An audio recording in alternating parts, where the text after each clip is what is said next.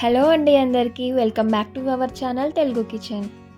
ఈరోజు వీడియోలో క్యారెట్ ఫ్రైని రుచికరంగా ఎలా ప్రిపేర్ చేయాలి అనేది మీతో షేర్ చేసుకోబోతున్నాను.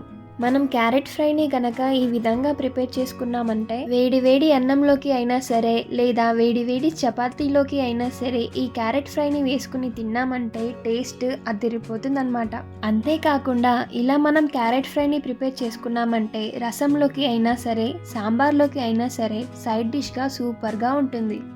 క్యారెట్ అంటే ఇష్టం లేని పిల్లలు ఎవరైనా ఉన్నారంటే వాళ్ళకి కూడా ఇలా కనుక మనం ఫ్రై చేసి పెట్టామంటే సూపర్గా తినేస్తారు. ఇక ఆలస్యం లేకుండా ప్రాసెస్లోకి వెళ్ళిపోదాం. సో ఇక క్యారెట్ వేపుడు కోసం ఫ్రెష్గా ఉన్న క్యారెట్స్ని తీసుకోండి. ఇప్పుడు ఈ క్యారెట్స్ని పీల్ ఆఫ్ చేసేసుకొని వీటిని వేపుడు కోసమని చిన్న చిన్న ముక్కల్లాగా కట్ చేసుకోండి. సో మనం క్యారెట్ ఫ్రైని ప్రిపేర్ చేసుకుంటున్నప్పుడు క్యారెట్ ముక్కలని మరీ పెద్దదిగా కాకుండా ఇలా వీడియోలో చూపిస్తున్నట్టుగా చిన్న చిన్న ముక్కలుగా కట్ చేసుకోండి. ఆ తర్వాత ఫ్రై పాన్ లేదా కడాయిలోకి వేపుడికి సరిపడా ఆయిల్ని తీసుకుని ఆయిల్ వేడెక్కిన తర్వాత అందులోకి జీలకర్ర ఆవాలు వేసుకుని చిటపడలాడించిన తర్వాత అందులోకి ఒక ఫుల్ టీ స్పూన్ మినప్పప్పుని కూడా వేసుకోండి. ఆ తర్వాత ఇందులోకి సన్నగా చిన్నగా కట్ చేసి పెట్టుకున్న ఉల్లిపాయ పచ్చిమిర్చి ముక్కలను వేసుకొని ఫ్రై చేయండి.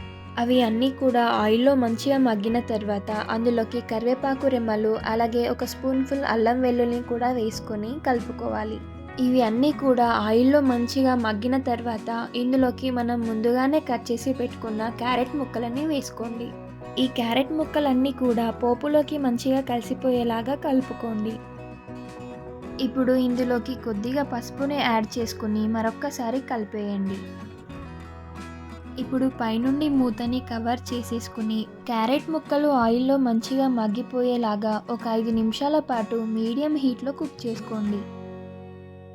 5 నిమిషాల తర్వాత మూత ఓపెన్ చేసేసుకుని ఒకసారి ఈ క్యారెట్ ముక్కలన్నిటినీ కూడా కలుపుకోండి. ఇలా మనం ఫ్రై చేస్తున్నప్పుడు క్యారెట్ ముక్కలు అడగంటకుండా చూసుకోవాలి. ఆ తరువాత ఇందులోకి రుచికి సరిపడా ఉప్పు కారంని వేసుకోండి. మనం వేసుకున్న ఉప్పు కారం ఈ రెండూ కూడా క్యారెట్ ముక్కలకి మంచిగా పట్టేలాగా ఒకసారి కలుపుకోండి. ఆ తర్వాత పైనుండి మూత పెట్టేసి మరొక 5 నిమిషాల పాటు మీడియం హీట్లో కుక్ చేసుకుని ఆ తర్వాత ఇందులోకి కొద్దిగా ధనియాల పొడిని వేసుకోండి. అలాగే ఇందులోకి చిన్నగా సన్నగా కట్ చేసుకున్న కొత్తిమీరని కూడా వేసుకోండి.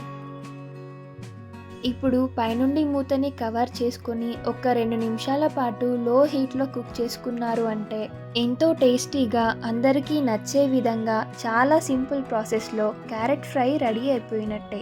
ఇక ఆలస్యం లేకుండా మీరు కూడా ఒకసారి ఈ విధంగా క్యారెట్ ఫ్రైని మీ ఇంట్లో వాళ్ళకి ప్రిపేర్ చేసి పెట్టండి. అలాగే టేస్ట్ ఎలా వచ్చింది అనేది కామెంట్స్లో నాతో షేర్ చేసుకోండి.